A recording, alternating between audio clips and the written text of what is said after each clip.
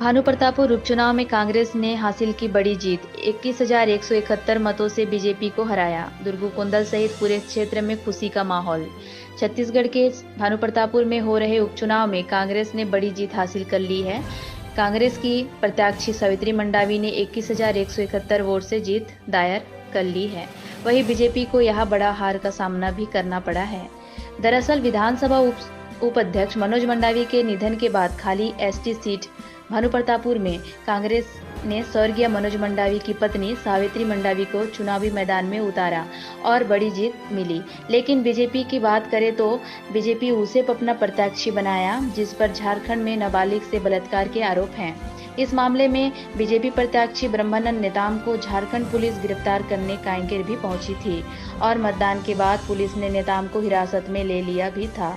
लेकिन झारखंड कोर्ट के फैसले के बाद नेताम गिरफ्तार रुक गई।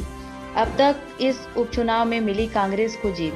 छत्तीसगढ़ में अब तक 5 बार उपचुनाव हुए हैं, जिसमें सभी सीट पर कांग्रेस ने जीत दर्ज किया है। सबसे पहले दंतेवाड़ा, फिर चित्रकोट, मारवाही, खैरागढ़ और अब भानुप्रतापपुर में भी कांग्रेस ने बड़ी जीत दर्ज कर ली है।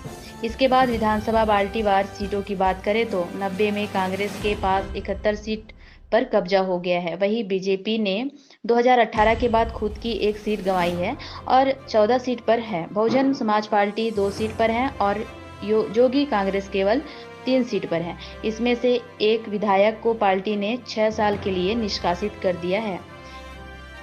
इसी साल जोगी कांग्रेस में फूट के कारण विधायक धर्मजीत सिंह पार्टी से निकाल दिए गए हैं, तो अब केवल 2 सीट ही जोगी कांग्रेस के पास बची है। और भानुप्रतापपुर में कांग्रेस की जीत पर दुर्गुकुंडल सहित पूरे जिले में कांग्रेस कार्यकर्ताओं द्वारा जीत का जश्न मनाया जा रहा है।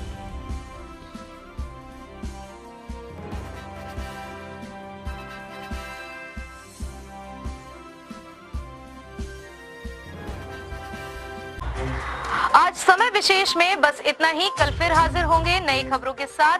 मुझे इजाजत दीजिए। नेहा श्रीवास्तव, धन्यवाद।